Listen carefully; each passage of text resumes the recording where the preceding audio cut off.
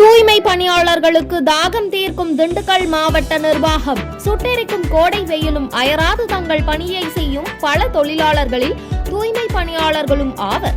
இவர்கள் வேலை செய்தால்தான் நாம் தூய்மையான சூழலில் வாழ முடியும். 3500க்கும் மேற்பட்ட தூய்மை தொழிலாளர்களுக்கு திண்டுக்கல் மாவட்டம் ஆட்சித்தலைவர் சரவணன் உத்தரவின் பேரில் கோடை காலம் முடியும் வரை தினமும் 2 வேளை மோர், பழச்சாறு, தர்பூசணி ஆகியவை வழங்கப்படுகின்றன.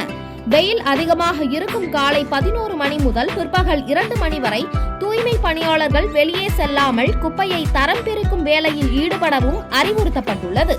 வெயிலின் தாக்கத்தால் சோர்வாக வேலை செய்யும் தங்களுக்கு இந்த செயல் மிகுந்த உற்சாகம் அளிப்பதாக தூய்மை தொழிலாளர்கள் மாவட்ட ஆட்சியருக்கு நன்றி கூறியுள்ளனர்.